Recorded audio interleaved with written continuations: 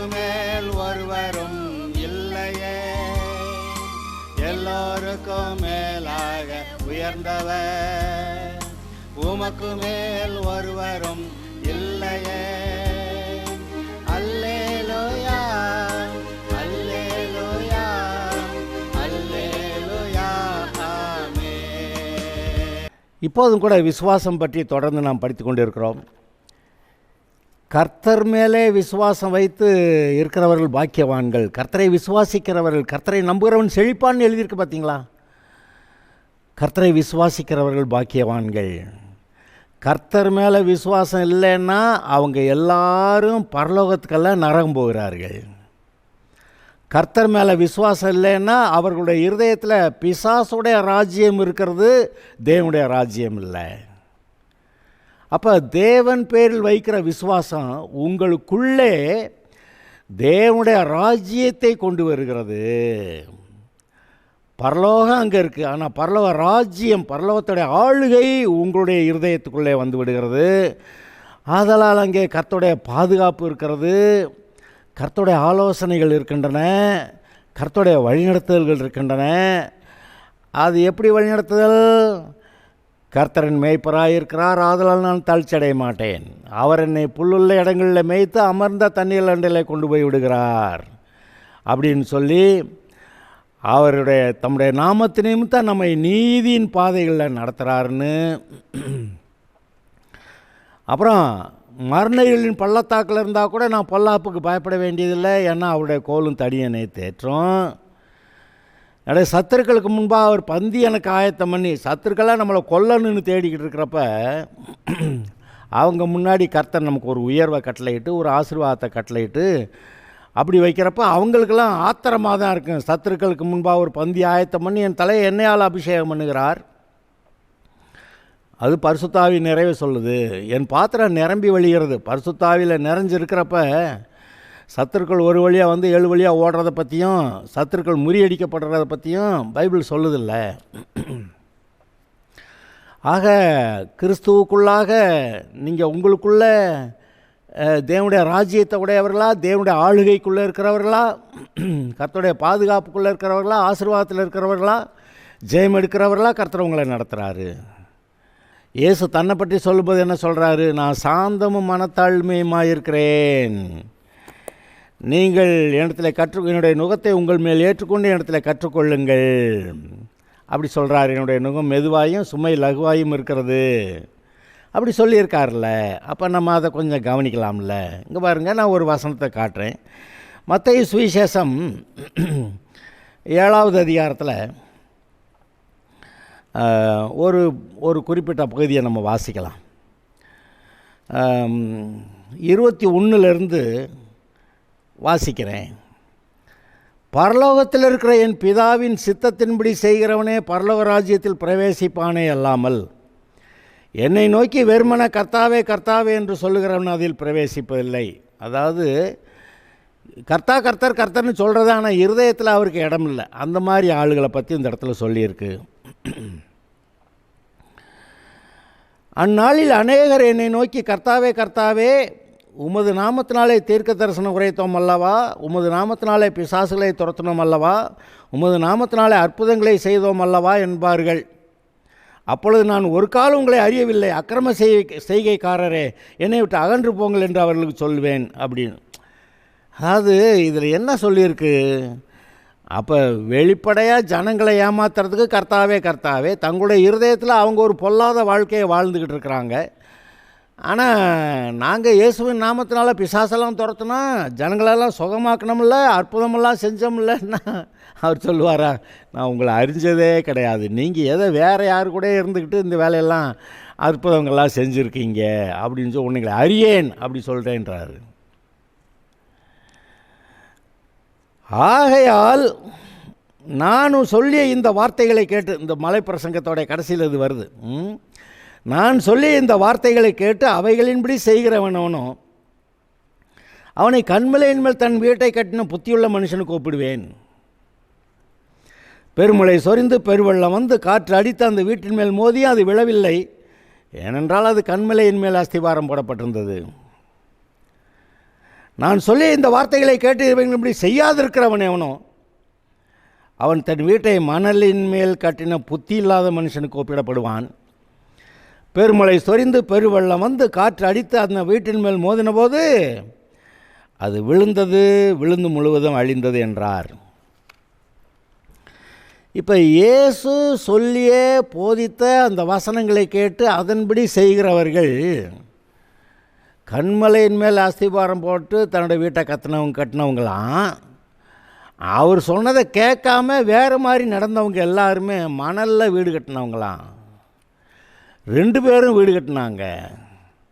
2 பேர் வீட்டுக்கு மழை பெஞ்சுது, காற்று அடிச்சிச்சு, வெள்ளம் வந்துச்சு.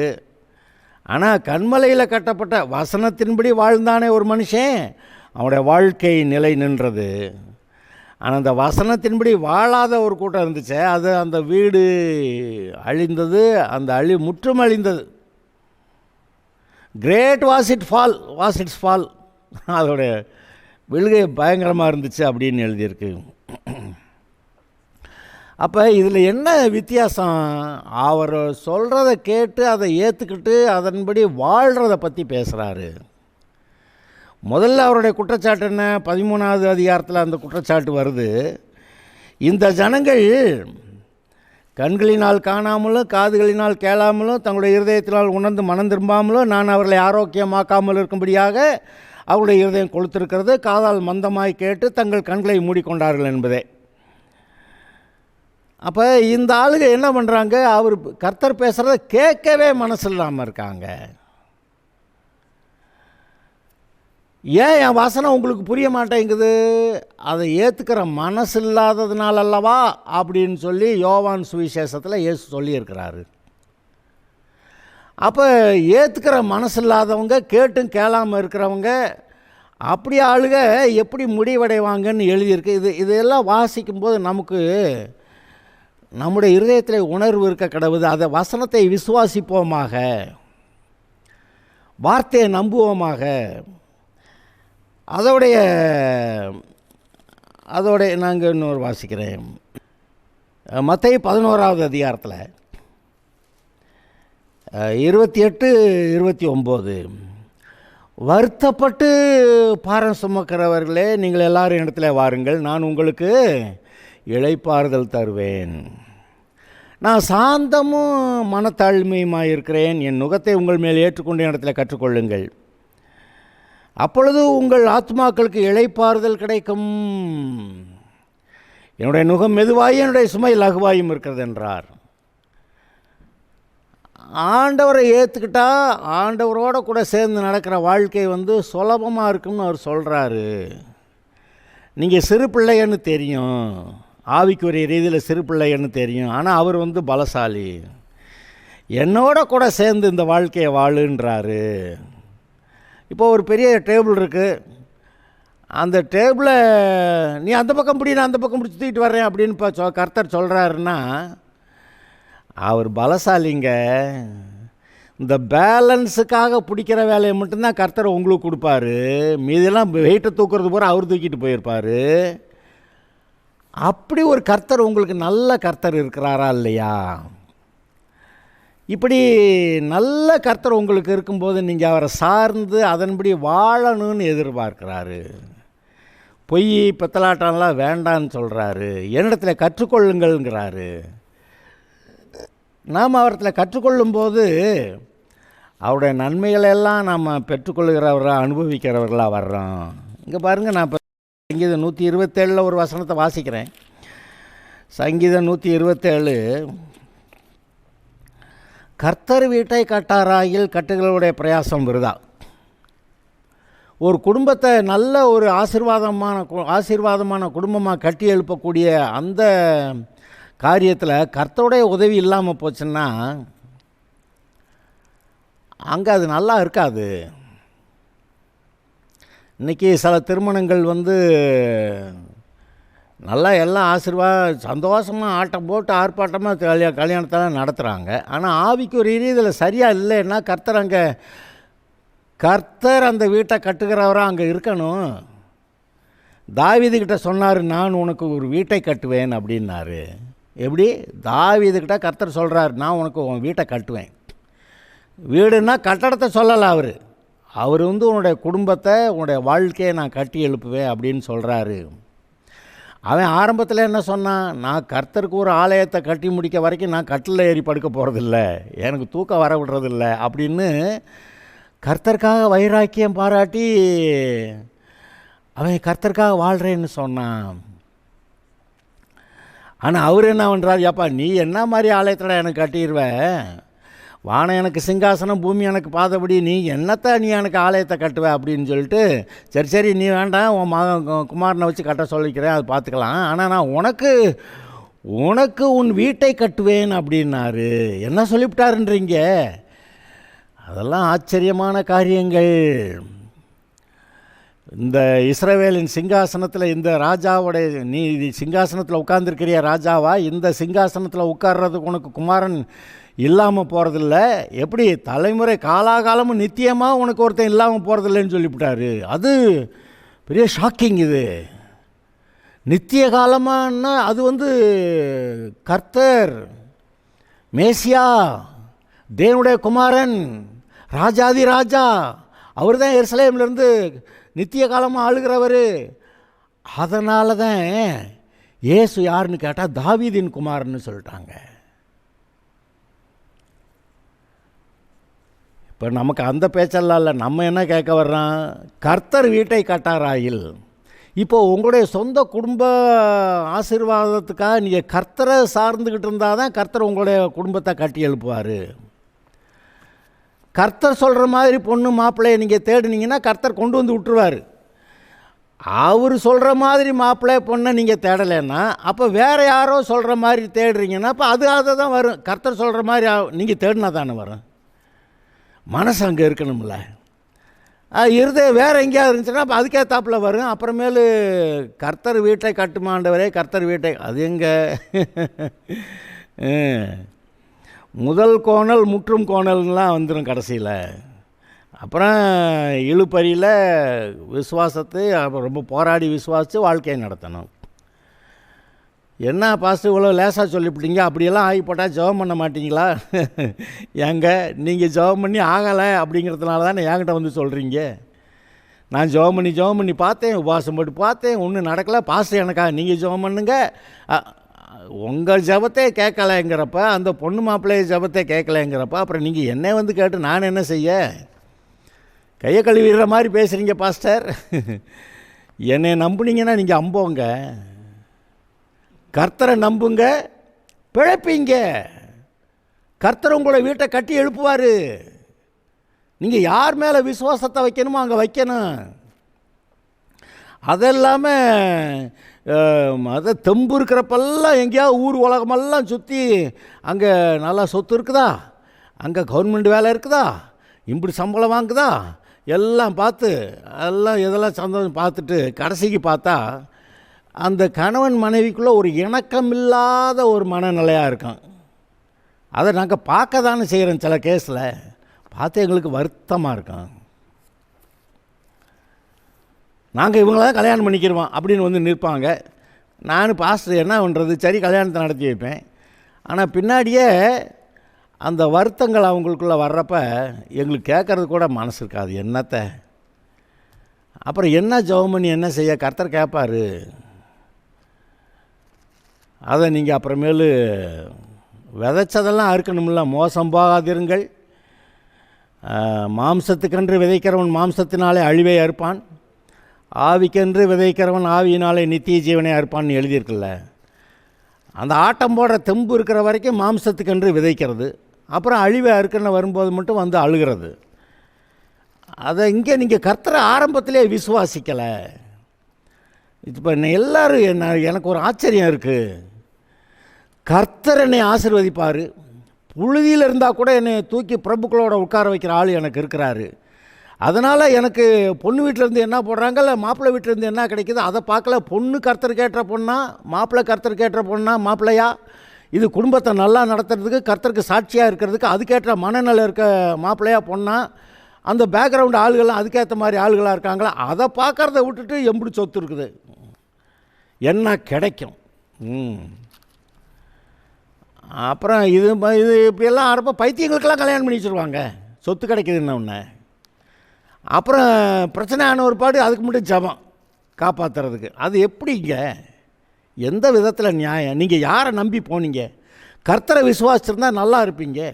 நீங்கள் உலகத்தையும் சொத்து சுகத்தையும் அந்த காரியங்களையும் விசுவாசிச்சுட்டு அப்புறம் கர்த்தர் அப்போ திடீர்னுலாம் விசுவாசிக்க முடியாது. அப்போ கிறிஸ்துவுக்குள்ளாக ஒரு வளர்கிற வளர்ச்சி அப்படி இருக்குதில்ல. இப்போ இங்கே என்ன வாசித்தான்? கர்த்தர் வீட்டை கட்டாராயில் கட்டுகளுடைய பிரயாசம் விருதா. அப்புறம் அப்படியே 128வது வசனம் சங்கீதத்துக்கு போயிடலாம். கர்த்தருக்கு பயந்து அவர் வழிகளில் நடக்கிறவன் எவனோ அவன் பாக்கியவான். ஏண்டா பாக்கியவான்னா, உன் கைகளின் பிரயாசத்தை நீ சாப்பிடுவாய், உனக்கு பாக்கியமும் நன்மையும் உண்டாயிருக்கும். நீ வேலை செஞ்சு ஏதோ ஒரு சம்பாதிக்கிற பார்த்தீங்களா, அந்த சம்பாத்தியத்தில் நீங்கள் சாப்பிடுவீங்க. நிறைய பேர் சம்பாதிக்கிறாங்க, சாப்பிட முடியாது. ஏன்னா சக்கரவியாதி.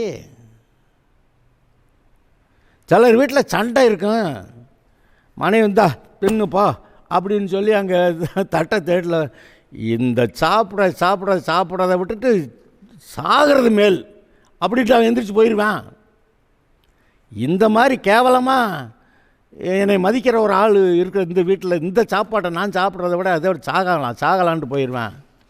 அப்போ எப்படி வருது? ஆரம்பத்தில் இணக்கம், சமாதானம், கர்த்தருக்குள்ள நம்பிக்கை, கர்த்தரை விசுவாசி அவருடைய வழியில் நடக்கிறதுக்கு அந்த விசுவாசம் எங்கங்க? நீங்கள் புழுதியில் இருந்தால் கூட தூக்கி கர்த்தர் உங்களை பிரபுக்களோட உட்கார பண்ணுவார்னு எழுதியிருக்குங்க. நீங்கள் கர்த்தர் மேலே விசுவாசம் வைக்காமல் படிப்பு இருக்கா, அந்த மாதிரி சொத்து இருக்கா, அந்த கவர்மெண்ட் சம்பளம் இருக்கா? சரி, அப்போ அதெல்லாம் கிடைக்கும். ஆனால் கர்த்தரால் உண்டாகிற காரியம் இருக்காது. கர்த்தரை தாவீதுக்கு உன் வீட்டை கட்டுவேன்னாரு. அவன் ஆடு மேய்ச்சிக்கிட்டு இருந்தவங்க கடைசிக்கு ராஜாவாக்கி விட்டார். ஏன்னா இவன் இருதயம் அவர் கேட்டதாக இருந்துச்சான், கர்த்தரை விசுவாசிச்சானா. அதனால் ஒரு விஷயம் ஒரு கரடி, ஒரு விஷயம் ஒரு சிங்கம் வந்தப்போ தைரியமாக போய் அதை தாடியை பிடிச்சி இழுத்து அடித்து கொன்னுட்டு அது வாயிலிருந்து அந்த ஆட்டுக்குட்டியை காப்பாற்றினேன்னு அவன் சொல்கிறான். கோலியாத்தை கொள்கிற அளவுக்கு கர்த்தர் அவனை பலப்படுத்தினார். அது கர்த்தரை விசுவாசிக்கிறவனுக்கு நடக்கிற காரியங்கள். இன்றைக்கு நீங்கள் விசுவாசிங்க. ஆடு மேய்க்கிறவனை ராஜாவாக்கினவர், கழுதையை தேடிக்கிட்டு போனவனை ராஜாவாக்கினவர். அந்த அண்ணாள் சொல்கிறான், இன்னுமே நான் எதுக்கு அழுக மாட்டேன்னு சொல்லிட்டு அவள் தான் சொல்கிறா, புழுதியில் இருக்கிறவர்களை தூக்கி பிரபுக்களோட உட்கார பண்ணோம்மால் ஆகும் அப்படின்னு நான் சொல்லிவிட்றா. ஆமாங்க. இப்போது நான் இதை சொல்கிறேன், கர்த்தரை விசுவாசிக்கணும், அவருடைய வார்த்தையை விசுவாசிங்கன்னு சொல்கிறதுக்கு வர்றேங்க. உன் கைகளின் பிரயாசத்தை நீ சாப்பிடுவாய். நீ சம்பாதிக்கிறல்ல, அதை வச்சு நீ சாப்பிடுவ. இன்றைக்கி நிறைய சம்பாத்தியங்கள் மருத்துவத்துக்கு போகுது, நிறைய சம்பாத்தியங்கள் எங்கேயாவது அனாவசியமான செலவுகளில் போய் மாட்டிக்குது. சிலர் கார் வாங்குவாங்க, அதை நிறுத்துறதுக்கு இடம் இருக்காது. இன்னும் சிலர் இருக்காங்க, கார் வாங்குவாங்க, வாங்கிறது ஈஸி, ஆனால் அதுக்கடி பெட்ரோல் ஊற்றி அதை கவனிக்கணும், மெயின்டைன் பண்ணணும் பாருங்கள், அது ரொம்ப கஷ்டம். கார் வாங்கணுன்னு கர்த்தர் கார் வாங்க சொன்னாரா? கர்த்தர் கார் கொடுப்பார் எப்போ? அதுக்கேற்ற மாதிரி கர்த்தருக்குள்ளே வளர்கிறப்ப. அவர் கார் மட்டும் இல்லை, அது ஊற்றுற பெட்ரோல் கொடுப்பாரு, அதை பார்த்துக்கிறதுக்கான எல்லா காரியத்துக்கும் அவர் செய்வார். அப்போ இதெல்லாம் கர்த்தர் கொடுக்க மாட்டேன்னு சொல்லலை, நீங்கள் கர்த்தரை சார்ந்து வர்றதை பற்றி எதிர்பார்க்குறாரு. நீ கர்த்தருக்கு பயந்து அவருடைய வழியில் நடந்தால் உன் கைகளின் பிரயாசத்தை சாப்பிடுவோ, உனக்கு பாக்கியம் நன்மையும் உண்டாயிருக்கும். உன் மனைவி உன் வீட்டோரங்களில் கனிதரும் திராட்சை கொடியை போல் இருப்பாள். குடும்பம் எவ்வளோ நல்லா இருக்குன்னு சொல்லியிருக்கார் பார்த்தீங்களா? கர்த்தருக்கு பயந்து அதுக்கேற்ற மாதிரி மாப்பிள்ளை பொண்ணை தேடி குடும்பத்தை நீங்கள் கண்டுபிடிச்சிங்கன்னா, மனைவி வீட்டோரங்களில் கனிதரும் திராட்சை கொடியை போல. அந்த நீதிமொழிகள் 36வது அதிகாரத்தில் ஒரு ஸ்திரீயை பற்றி எழுதியிருக்க, அவளை போல தருவார்னு சொல்லியிருக்கு. நல்ல மனைவி கர்த்தர் அருளும் ஈவு. மனைவியை கண்டடைகிறவன் நன்மையானதை கண்டடைகிறான் அப்படியெல்லாம் எழுதியிருக்கு. அது நல்ல மனைவியை கண்டடைகிறவன் தான் அர்த்தம். சரி, உன் பிள்ளைகள் உன் பந்தியை சுற்றிலும் ஒலிவ மரக் கன்றுகளைப் போல இருப்பார்கள். இதோ கர்த்தருக்கு பயப்படுகிற மனுஷன் விதமாய் ஆசீர்வதிக்கப்படுவான். கர்த்தருக்கு பயந்தாதான் அவரை விசுவாசிக்கிறான். அவரை விசுவாசம் அதெல்லாம் நடக்கும்ன்றாரு. அப்பொழுது கர்த்தர் சீயோனிலிருந்து உன்னை ஆசீர்வதிப்பார். நீ ஜீவனுள்ள நாளெல்லாம் எருசலேமின் வாழ்வை காண்பாய். எருசலேமின் வாழ்வைன்னா கிறிஸ்துவுக்குள்ளான ஒரு ஆசீர்வாதமான ஒரு வாழ்க்கையை. நீ உன் பிள்ளைகளின் பிள்ளைகளையும் இஸ்ரவேலுக்கு உண்டாகும் சமாதானத்தையும் காண்பாய். பேரம்பேத்தியெல்லாம் எடுத்துட்டாங்கங்க, பார்த்தேங்கன்னு. அது ஆசீர்வாதமான குடும்பத்தில் பேரம்பேத்தி எடுக்கிறத பற்றி பேசுது. ஆக கர்த்தர் மேலே விசுவாசத்தை வைக்கிறத பற்றி பேசுது. கர்த்தர் மேலே விசுவாசம் இருந்தால் கர்த்தர் வீட்டை கட்டுவார். கர்த்தர் மேலே விசுவாசம் இல்லைன்னா இவனா கட்டுவான். அது மணலில் கட்டின வீடு மாதிரி ஆயிரும். அவருடைய வார்த்தை என்ன சொன்னார்? தேவனுடைய வாயிலிருந்து புறப்படுகிற ஒவ்வொரு வார்த்தையினாலும் பிழைப்பான். நீங்கள் அவருடைய வார்த்தையினால் பிழைக்கும்படி அழைக்கப்பட்டவர்கள். அந்த வார்த்தையை விசுவாசித்து அதன்படி செயல்பட்டு உங்களுடைய வாழ்க்கையில் அந்த நித்திய ஆசீர்வாதத்தை சுதந்திரிக்கும்படியாக நீங்கள் அழைக்கப்பட்டவர்கள். ஏதோ அவங்க மாதிரி இவங்க மாதிரி வாழ்கிறதுக்கு கர்த்தர் நம்மளை அழைக்கலை. ஏன் விசுவாசிகள் வட்டத்தில் கூட அந்த விசுவாசி மாதிரி அந்த ஊழியக்காரன் மாதிரி நோ, உங்களுக்கென்று தனிப்பட்ட விதத்தில் உங்களுடைய வாழ்க்கையை அவர் அமைத்திருக்கிறார். நீ இந்த வழியில் வா, பாதையில் வந்தேன்னா நான் உன்னை இந்த மாதிரி உயர்த்தி உனக்குள்ளே ஒரு பெரிதான நீ ஒரு பெரிய சாதனையை செய்யும்படியாக நான் உன்னை கொண்டு வந்து சேர்ப்பேன்னு அவர் சொல்லிகிட்டு இருக்கிறாரு. இப்போ நான் கேட்குறேன், இந்த வசனத்தை கேட்டுக்கிட்டு இருக்கிற உங்கள்கிட்ட நான் கேட்குறேன், கர்த்தருடைய வழியில் நடந்தால் கர்த்தர் உங்களை ஒரு பெரிய சாதனையாளராக மாற்றுவார் அப்படின்னு எத்தனை பேர் நீங்கள் விசுவாசிக்கிறீங்க? நீங்கள் கர்த்தரோடு கூட சேர்ந்து நடக்கும்போது கர்த்தர் உங்களை ஒரு பெரிய சாதனையாளராக மாற்றுவார்னு எத்தனை பேர் விசுவாசிக்கிறீங்க? அது எவ்வளோ பெரிய அற்புதம் தெரியுமா? யோசேப்பு என்னங்க, இவன் தான் பொடியன், மீதி எல்லோரும் இது மேலே பொறாமை. ஏன்னா தகப்பன் இவனுக்கு பல வர்ணமான அங்கி, ராஜா வீட்டில் இருக்கிற மாதிரி பிள்ளைய எப்படி வஸ்திரம் தெரித்திருப்பாங்களோ அது மாதிரி இந்த தகப்பன் இந்த பிள்ளைக்கு பையனுக்கு வஸ்திரத்தை வாங்கி கொடுத்தோன்னா அவங்க எல்லாருக்கும் பொறாமை. இவங்களை என்ன 10ஆவதுக்கு வேறு சொப்பனங்களை கண்டு வேறு சொல்லிவிட்டேன், சொப்பனக்காரன் வர்றேன் அப்போ அவனுக்கு கொண்டுருவோம், என்ன செய்யலாம் பார்த்துக்கலாம் அப்படின்றாங்க. ஆனால் கர்த்தர் கொல்ல விட்டார், அவங்கள விடலை. அதை அவனை வச்சு 20 காசு வெள்ளிக்காசு சம்பாரிச்சானுங்க. கடைசிக்கு போய் அந்த சொப்பனத்தில் நடந்த மாதிரியே போய் காலில் விழுகிறாங்க. நடந்துதா இல்லையா? பாவப்பட்ட பையன் யோசேப்பு, பாவப்பட்ட பையன் தானியேல், சின்ன பையன் சிறையிருப்புக்கு போகிறேன். அவன் செஞ்ச பாவத்துக்காக அவன் சிறையிருப்புக்கு போனேன். ஆனால் கர்த்தர் அவனுடைய வாழ்க்கையில் ஒரு பெரிதான திட்டத்தை வச்சுருந்தார். நீ இப்போ பார்க்க ரொம்ப பொடியண்டா, ஆனால் வா நீ என்னோட கூட, நான் அங்கே உன்னை வச்சு அங்கே என்ன செய்கிறேன் பாரு. எதிரிகள் நாடாகிய அந்த பாபிலோனை உன்னை வச்சு நான் அந்த நாட்டில் பெரிய காரியத்தை செய்கிறேன். அந்த ராஜாவே கடைசிக்கு சொல்லுவான், உன் தெய்வம் தான் தெய்வம்னு சொல்லுவான் பாரு, அது மாதிரி ஆக்கிவிடுறேன்னு கர்த்தர் அங்கே சொல்லி கூட்டி போயிருக்கிறாரு. நம்ம இதெல்லாம் பைபிள் வாசிக்கிறப்ப பார்க்க மாட்டோமே. தானியேல் சிங்கக்கபியில் போனால் அங்கே கர்த்தர் காப்பாற்றினார், அது மட்டும்தான் தெரியும்.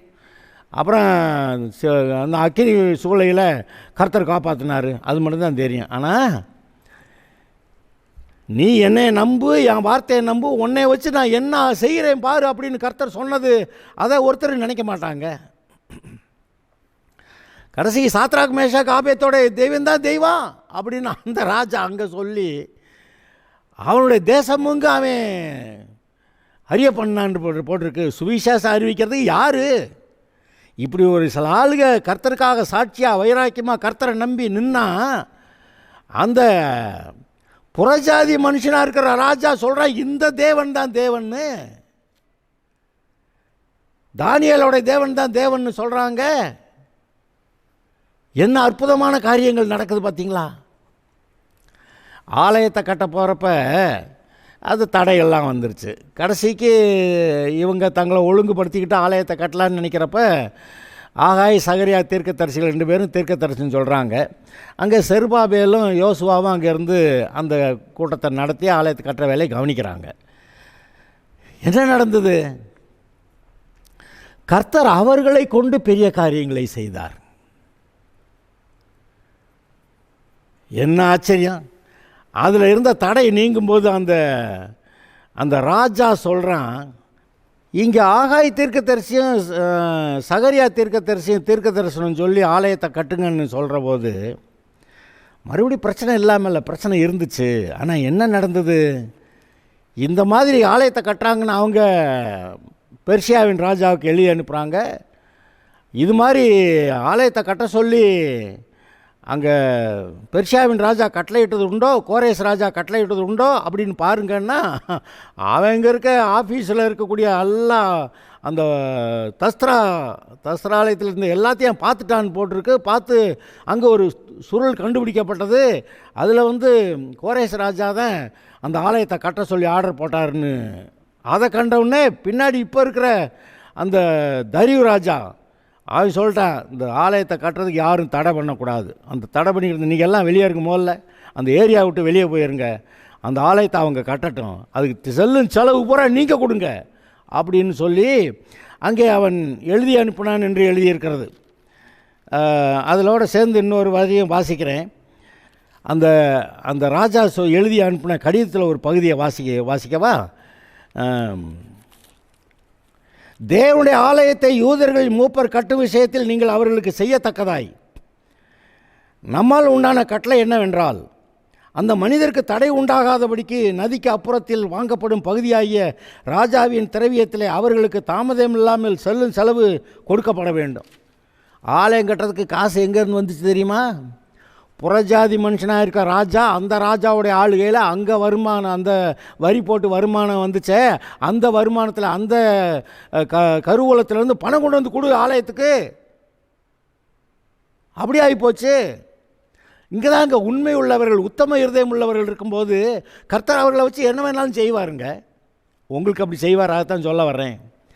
பரலோகத்தில் தேவனுக்கு சர்வாங்க தகன பலியிட தேவையான இளங்காலை, ஆட்டுக்கடா, ஆட்டுக்குட்டிகள், கோதுமை, உப்பு, திராட்சரசம், எண்ணெய் முதலானவைகள் தினம் தினம் அவர்கள் சொல்படி தாழ்ச்சி இல்லாமல் கொடுக்கப்பட கடவுது.